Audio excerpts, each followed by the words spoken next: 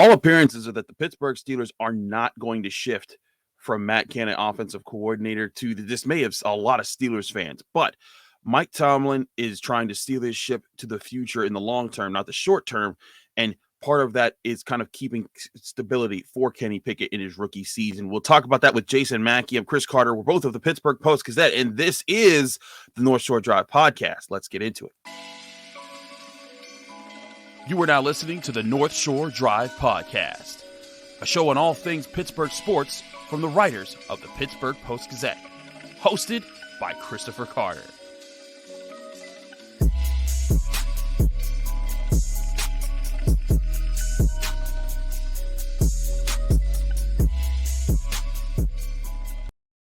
And welcome to the North Shore Drive podcast. I'm Kris Carter. He is Jason Mackey. He joins the show. We're both of the Pittsburgh Post-Gazette. Remember, you can find this show, the North Shore Drive podcast, on Apple, Spotify, Google Podcasts, and YouTube. If you saw this video on YouTube, hit the like button. Subscribe to the YouTube channel here for the Pittsburgh Post-Gazette to get all of these episodes. We do this show Monday, Wednesday, Friday, but we also have daily content coming out through video right here on this channel. Today's episode is brought to you by the Acrisure Fan Advantage. You get the power to project one of our Post-Gazette Steelers beat writers into your home or office using augmented reality. You can get an exclusive pregame breakdown from a Steelers expert standing in your living room. Get the latest insights on starting lineups, key matchups, and critical stats at post-gazette.com/Acrisure. Fan Advantage, no apps or downloads, just insider access to Steelers updates at post-gazette.com/Acrisure. Fan Advantage, and get a real edge on this week's action. As I said, we're joined by Jason Mackey. Jason, how you doing, man? Looks like you're in the Penguins facility again. I am. Greetings from the UPMC Lemieux Sports Complex, Kris. And I'm in the wrong place, actually. We'll start with a funny story because this happens to me. And, I think readers or listeners sort of know that I'm, half back on the Penguins beat or doing a lot of Penguin stuff, my old stomping grounds. But when I was on the beat, at least once a season, I would go to the wrong place. And the Penguins sometimes practice downtown. They sometimes practice in Cranberry. I assume today's practice was in Cranberry. It is not. I pulled in the parking lot, and I had that feeling. It was a lot emptier than it usually is. And I looked at the schedule as soon as I sat down and realized there's no practice. So I'm glad we're recording this now nice and early, because after we do it, I have to get in my car and, like a dummy, drive downtown to PPG Paints Arena to actually cover practice where it is happening. So, well, listen, Jason, it's kind of relieving to know that you can be human, because you do so many great stories and you do such a great job at the Post-Gazette. So for you, like, there's times I've made some dumb mistakes, like, oh wait, they're not here today, whoops, and I feel like, oh, Kris Carter's an idiot. But hey, listen. We all make mistakes in this business. Nobody is perfect. But I feel you. I feel you entirely, man. There's times I've shown up at the Steelers facility and I'm like, why is nobody here today? Right? Isn't that's the most sickening feeling? Like, oh God, and my biggest neuroses, and I've only done this once in my life, is missing a flight. And I missed a connecting flight in Chicago. I think it was like stupid too, where it was leaving at like 9:15 and I thought it was 9:35. So like I literally got to the gate and I saw my plane on the runway leaving, but thankfully it was Southwest. It was Chicago to Pittsburgh. There was another one leaving in an hour. They were super nice about it and put me on, and I laughed about it, but like, man, scares the crap out of me. Anyway, hey, that kind of stuff happens. But what scares the crap out of a lot of Steelers fans is that Matt Canada's still going to be offensive coordinator. And like, I listen, I get some people's frustration, but as a person who watches a lot of Steelers film, who does a lot of Steelers content, I don't think it's all Matt Canada's fault. I think a lot of it's personnel problems.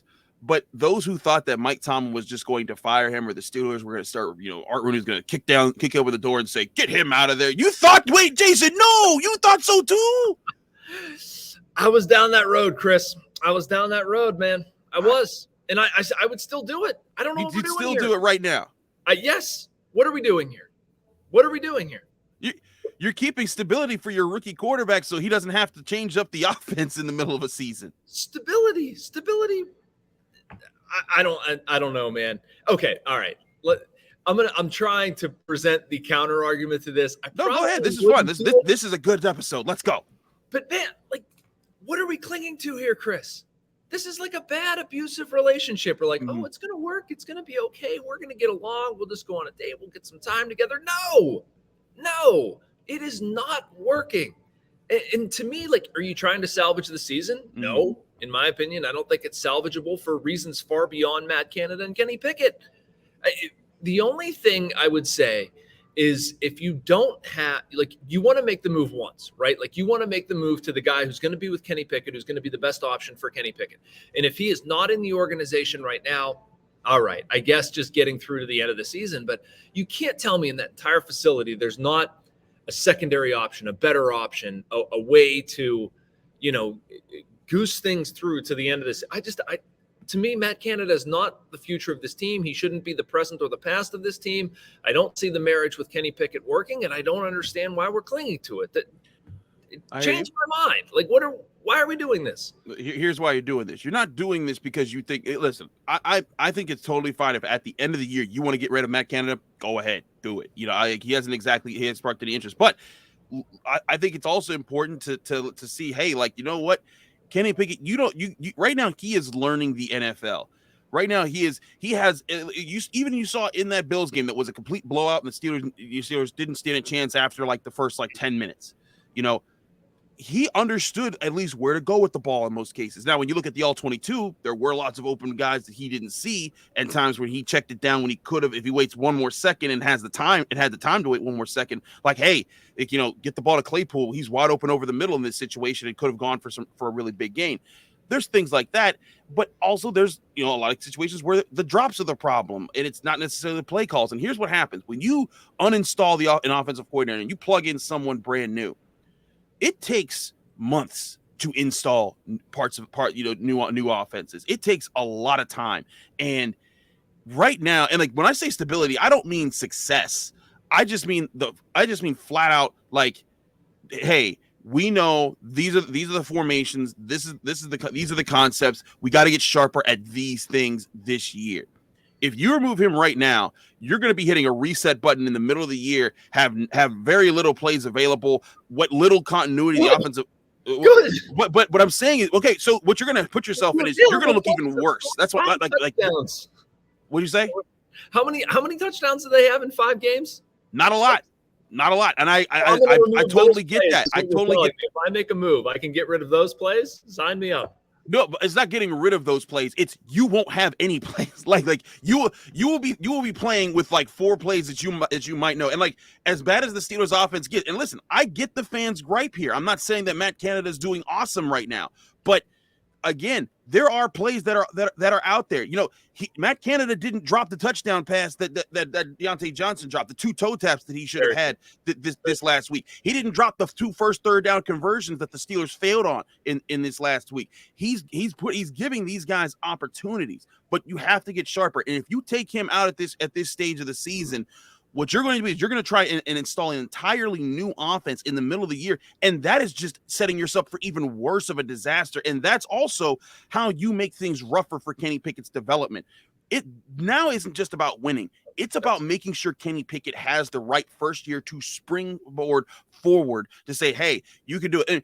And Pitt, he dealt with this. His first offense coordinator was gone after a while. They brought in Mark Whipple, and eventually he adapted to him. But a big thing was, for multiple years there, people said, Mark Whipple, terrible offensive coordinator. And it's so funny that so many Steelers fans right now are like, hey, why don't we go get Mark Whipple? Listen, as a person who's covered Pitt for a few years now, nobody wanted Mark Whipple in this city. Everyone thought he was a terrible offensive coordinator. He couldn't call plays to save his life until Kenny Pickett had Jordan Addison in his sophomore year. And they were like, oh, this offense is amazing. This is great. No. They had execution. Pitt went from having the most drops in college football to having one of the best receiving units in college football.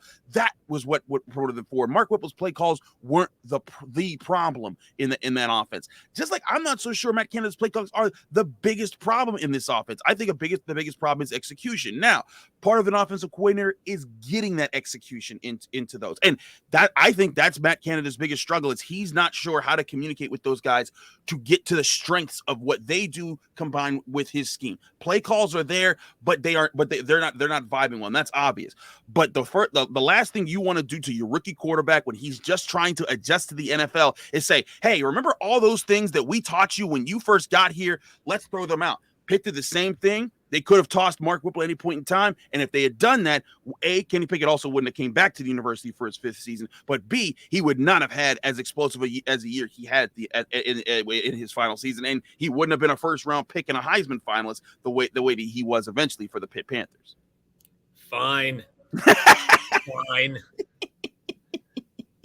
Again, I'm not saying you have to like having Matt Canada right now. All I'm saying is they're going to need to tolerate it right now as Kenny Pickett continues to learn things. It feels like a waste of time, Kris. Now, I understand what you're saying. I mean, those are a lot of really good points. And honestly, like in my heart of hearts, if I was Mike Tomlin and like my professional livelihood depended on this decision, I probably wouldn't make it either. I'd get there. But like, my Joe fan hat, causes me to miss some things. It's like, what the heck are we clinging to? You're telling me, oh, man, they can't run these plays that are largely ineffective. Now, who cares? I wanted to make a Herman Boone joke in the middle of your reference and say, like, I run 6 plays, split veer. It's like Novocaine. Give it time. It's like Novocaine. Give it time. It always works. This is the second time this show with you has made Remember the Titans references, sir. I know.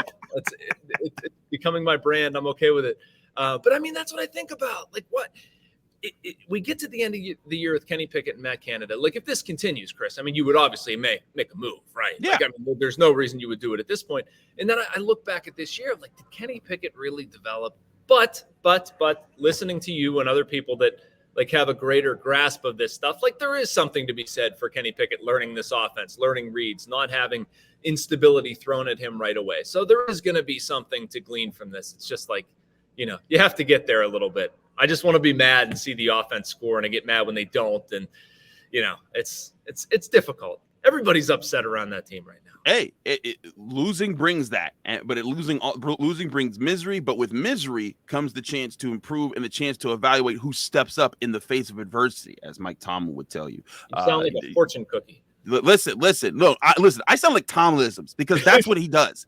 He's like, our windshield's bigger than our rear view mirror. And I was like, that's a pretty good one, he said on Tuesday. And apparently that's one he used to use back in like the late 2000s, and he hasn't just used it in a long time. But still, he has all of those, man. And I'm telling you, but if you sit through enough Tomlin pressers, it wears on you. Like, I've had both Ray Fittipaldo and Brian Batko on this very show just say Tomlinisms. And I'm like, guys, we might be entitled to compensation for having to learn these new things. You know what the crazy thing is about somebody who has spent time? I mean, obviously Tomlin is third on my like Pittsburgh coach pecking order in terms of like guys that I've spent a lot of time around. But you do it around Mike Sullivan, and he goes into familiar answers and he says the same things, and not says the same things, but like, he has a way of speaking that gets etched in your brain. Derek Shelton is the same way. Like, you're around baseball culture, you speak a certain way. You're around hockey culture, you speak a certain way. You're around football culture, you speak a certain way. Like, honestly, I should write a column about it one day if I can. On Penguins, I used to have like a Mike Sullivan playbook, things he said, ways he described things. I never really did it on Derek Shelton. It's a little bit like Shelton's, I think, the most dry of the three. But, they're just things that like they won't talk about in a certain way. And you're around them every single day. And it's not to complain about it, but like I would absorb the Tomlinisms too if I was around it the way you were. It's infectious, I tell you, and you're right. Coach speak, everyone has it, and it's not people are like, oh, why does he say that? And it doesn't listen. This coach speak is simply how they deal with us. It's a sense of familiarity, so that they don't say anything crazy when they talk to us. It's part of relaying those things to us, while also keeping their message consistent. So all that being said, the change ain't gonna happen unless something crazy happens during the year. It's something unprecedented. But I think it comes at the end of the year. I think they find someone that's better, that's more used to working with young quarterbacks in the NFL. That certainly I can see moving forward. But we got to talk about a great story that you've been working on with the start of the Penguins season. It's revolving around guys that are starting to set records as far as how long they've been together with those Pittsburgh Penguins. But first, we got to talk to you guys about our great sponsors at Liquid Death. Well, if you're out tailgating, you may notice people crushing tall boys all day and not looking like they're getting drunk. They're staying actually pretty sober, and they're even looking like they're more hydrated. Chances are it's not a miracle beer, but it's rather a can of Liquid Death. And Liquid Death, you can see here, I have on screen on our YouTube channel. This is not a beer. This looks like a beer. It looks like you're holding a tall boy. You know, has the kind of the finish that looks like make it look like a Miller Lite. But Liquid Death is just pure spring water. Why is it called Liquid Death? Well, it's here to murder your thirst and also murder plastic pollution because it comes in a can. And the can helps it keep it fresh, but it also helps kill plastic pollution. And every tall boy can that's sold by Liquid Death, they give 10% of the profits to help kill plastic pollution. Plus, it just flat out tastes awesome. I crack these open every time on the show, and you hear that sound. It sounds just like a beer, but when you drink it, ice cold fresh water. All this has been in my fridge waiting for me to drink it. And I got to tell you, it's refreshing. It's like you're drinking straight out of a tap, straight mountain spring water, right in a can. Go get yourself some Liquid Death at your local Target, 7-Eleven, or County Fair, or find a Liquid Death retailer with the store locator tool located at liquiddeath.com/shore. That's liquiddeath.com/shore to find fresh spring water called Liquid Death.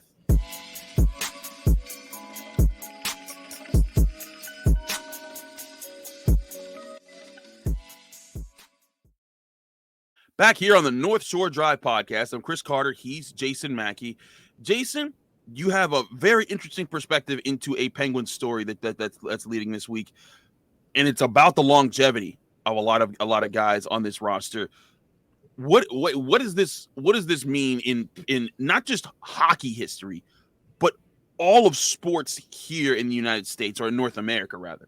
Yeah, man, it's pretty crazy, and it's something I really like. It's like my worlds are colliding here. But so Sidney Crosby, Evgeni, Malkin, and Kris Letang are going to take the ice on Thursday for their 17th consecutive season together. They're bringing the band back together. It's the longest run for a trio in NHL history.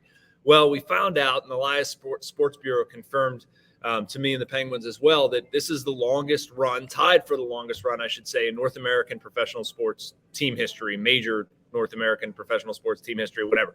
And they tied Derek Jeter, Mariano Rivera, and Jorge Posada of the Yankees, who were together for 17 years. Our editor is texting me. Hang on.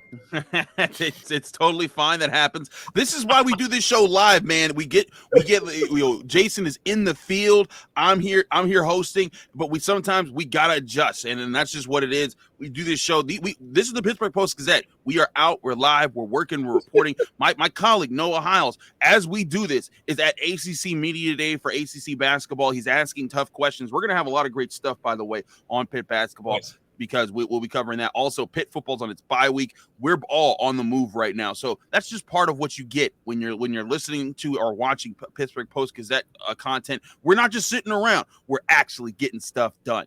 We're going to so many facilities. We're going to the wrong ones.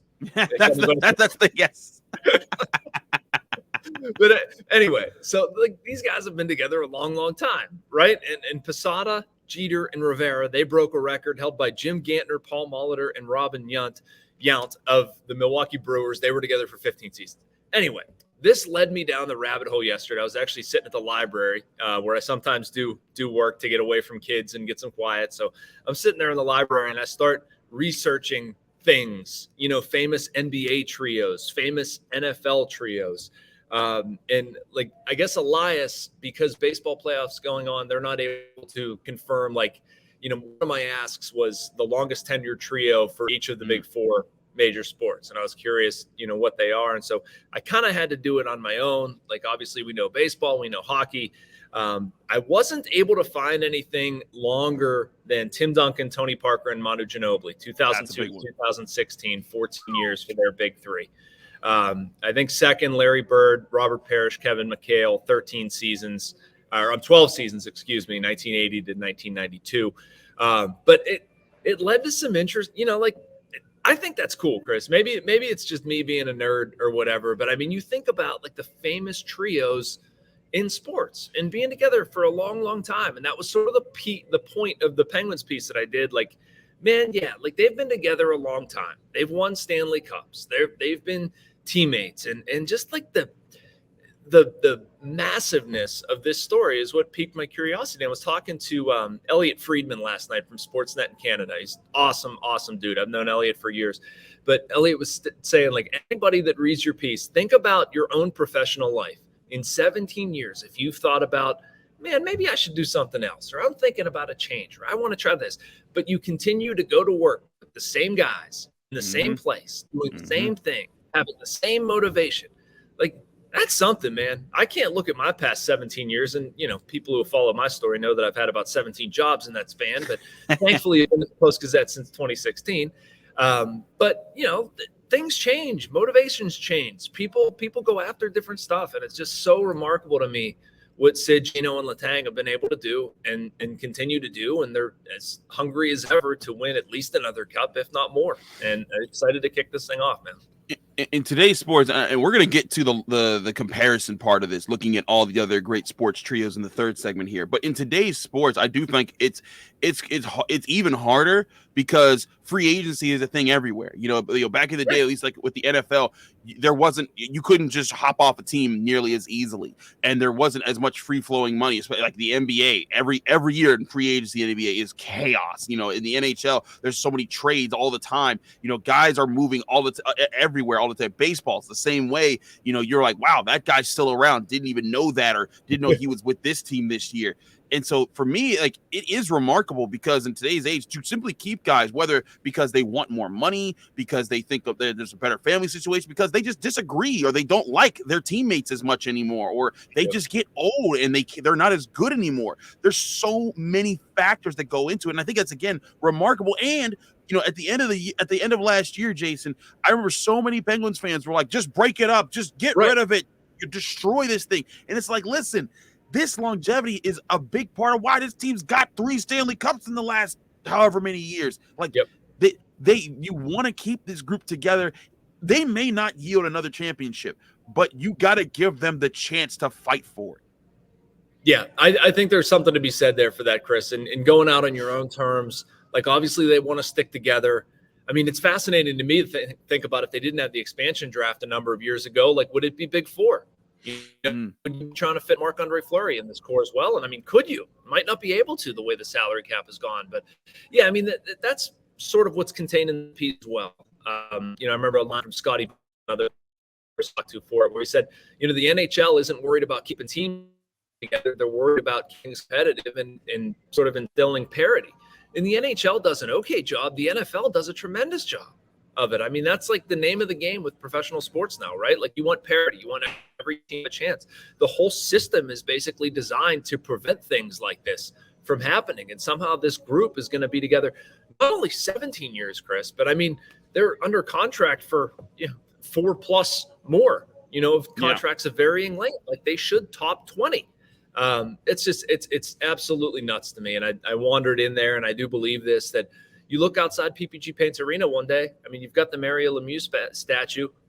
Why not have another one of these guys? Like, you need a Jágr statue. They need to figure out a way to properly honor Jaromir Jágr. But, these 3 guys have to go together. They absolutely have to go together. They win another cup. I mean, Letang's probably a Hall of Famer now. I mean, Sid and Gino are easy Hall of Famers, obviously. But, it's so cool, man. They should go out together too. That'd be fun, but that'd probably take more of a coordinated effort. That would take a very coordinated effort. But like you said, this has been historic, not just for the longevity, but for the success of this trio, and how they've just rebuilt around it, get speed around it, get talent around it, get goalies around. They found a way to make it happen, and I think that's a huge part of that story. I want to talk to Jason about other trios and comparing this trio to other sports trios throughout sports history. Where does it rank versus other ones? Maybe not necessarily just in longevity, but just the legacy of it. We'll talk about that more right here in the North Shore Drive podcast. So stay tuned. We got a lot of things coming your way as far as that. But first, we got to talk to you guys about Yinzers in the Berg. It's a place where you can buy a lot of that Penguins gear, of Crosby, of Malkin, of Letang, because Yinzers in the Berg is your number one place to get Pittsburgh sports apparel. So Yinzers, listen up. The Steelers campaign is underway. The Penguins campaign is about to get started right here. So show your support for your black and gold. It's easy. They have 2 legendary shops in the Strip District. Plus, they have a growing online store at yinzerspgh.com. That's why Yinzers in the Berg is the place to go for all your Pittsburgh sports apparel. And they have accessories, apparel, and much, much more. Get all your Pittsburgh sports gear at Yinzers in the Berg. We'll see you in the Strip District, or check them out online at yinzerspgh.com. That's yinzerspgh.com for all your Pittsburgh sports apparel.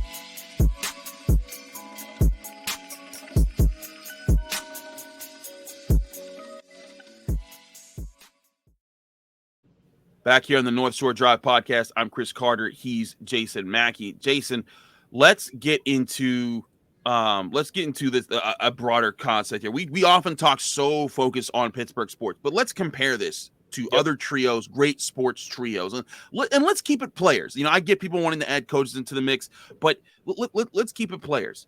A lot of people can point to different ones. I think the one that you pointed out about the Spurs, Tim Duncan, Tony Parker, Manu Ginobili, that's just undeniable. 2002 to 2016, and they win 4 titles together.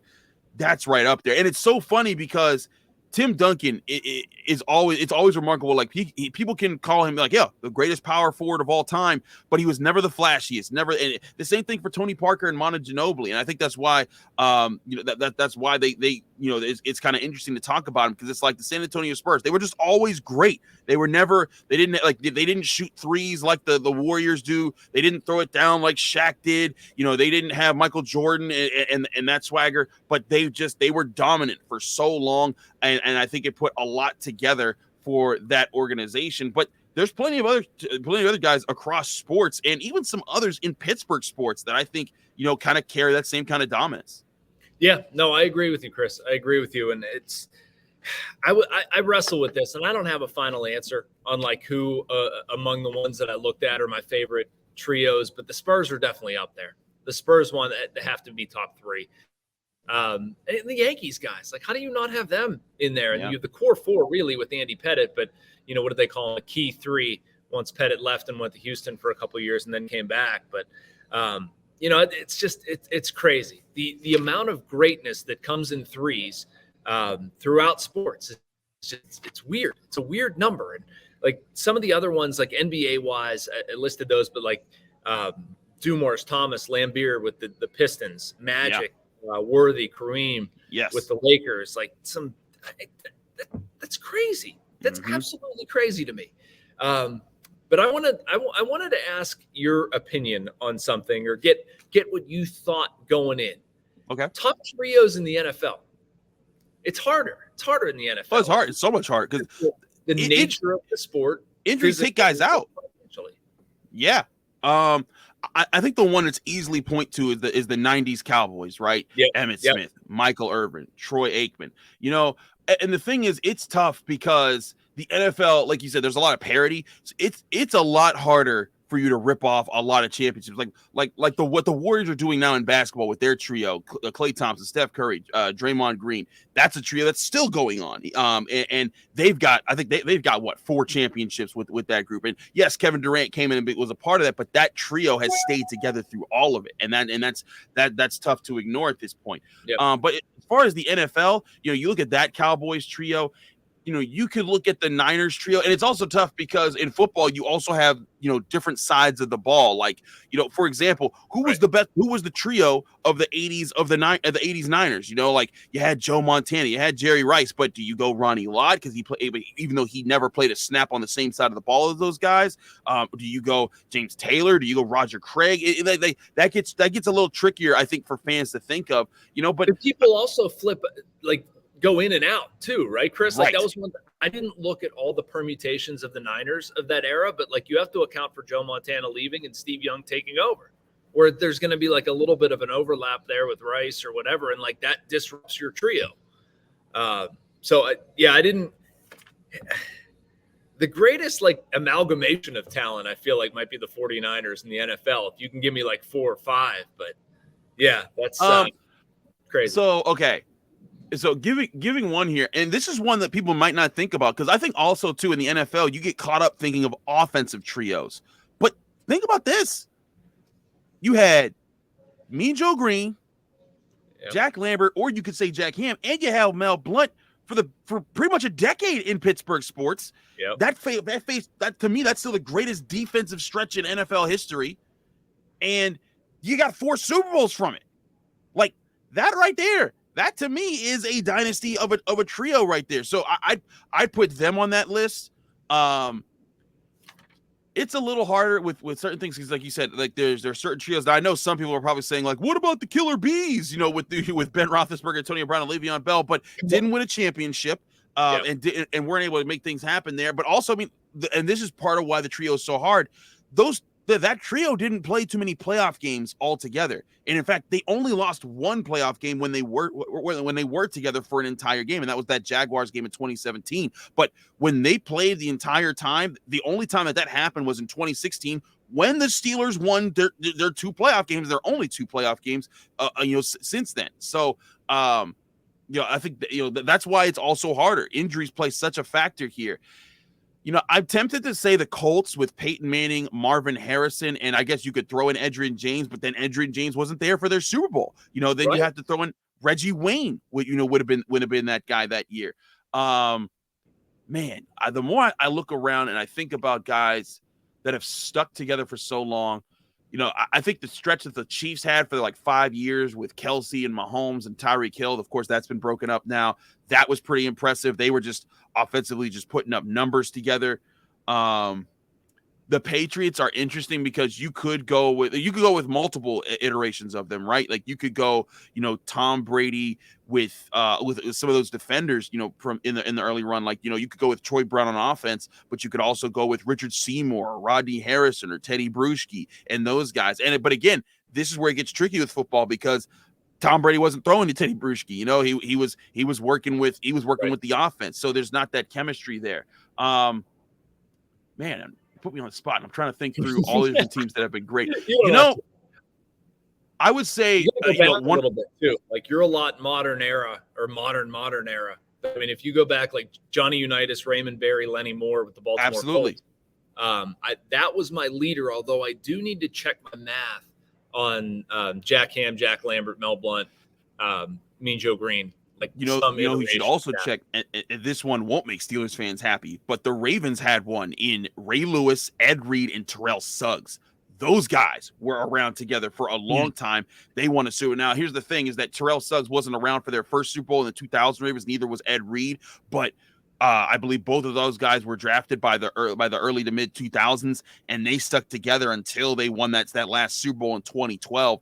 And they were a defensive there was an era of sports where it was the Steelers defense with James Harrison, Troy Polamalu, and I guess if you wanted to make that one, you have Polamalu and Harrison, but then who's your third there? Is it Casey Hampton? Is it James Ferrier? You could throw that in the mix, but you could also say Ben Roethlisberger was part of that trio. But I think the Ravens would have a claim there defensively to some greatness. I think that you could, but again, some of this is also like quick ones. Like in basketball, you do yourself a disservice, even though they were only together for 3.5 years. You do yourself a disservice to not mention Jordan, Pippen, and Rodman. The 3 years that they were together as a complete trio, and Jordan wasn't coming in the half of the season, they won 3 championships. Like that's unprecedented. But like the '85 Bears, they had Mike Singletary, Wilbur Marshall, Otis Wilson. That's that's impressive for what they put together. The Dolphins, Larry Zonka, Mercury Morris, Jim Click, Bob Greasy, excuse me. The Greasy's always messed me up. There's been so many of them. But those guys. Again, I guess I'm going through in my head other guys that could be considered trios even in recent times. Yeah, that's tough, man. That's okay. I wasn't trying to quiz you, but it should get people's brains going a little bit. One that I should have thought of earlier that I didn't: Thurman Thomas, Andre Reed, Jim Kelly in Buffalo. Absolutely, that is definitely a trio. Kurt Warner, Isaac Bruce, Marshall Faulk. The greatest show on turf, absolutely. Show on turf. But the trick is just finding the longevity. Like we can find ones that are more great together, right? In a flash, absolutely. But what I was looking for, and it's obviously mixing things, but trying to find some combination of great players, success, and longevity. Another one I should mention too, at least on the hockey side, Jonathan Taves, Patrick Kane, and Duncan Keith, 14 years together, 3 championships. And it's not football or basketball, but that's still pretty darn impressive. Yes, it is. There's a lot of great trios out there. What's your favorite sports trio ever? Let us know in the comment section on our YouTube page or wherever you hear about this. Tweet at us when you get the chance. Jason, thanks so much for doing this episode with us. We know that you got to get to where the Penguins actually are practicing today. We'll let you get to that. Nice. But let people know where we can find you, follow you, and what you got coming up. At J Mackey PG Penguins opener on Thursday. Ben Cherington talks to the media on Friday morning from PNC Park. I'll be there for that. And post-gazette.com, and enjoy doing these with you, man. Same here. I'm Chris. Absolutely. I'm Kris Carter. Follow me on Twitter and Instagram at Carter Critiques. Check out both of our work at post-gazette.com. Thanks again for checking out the North Shore Drive podcast. We're wrapping things up Friday, getting you ready for Steelers Buccaneers and the return of Tom Brady to Acrisure Stadium. Thanks for tuning in to another episode of the North Shore Drive podcast of the Pittsburgh Post-Gazette. If you're watching this video on YouTube, please like the video and subscribe to our YouTube channel. For 6 months of digital access to post-gazette.com for just $6, click the link down below in the description.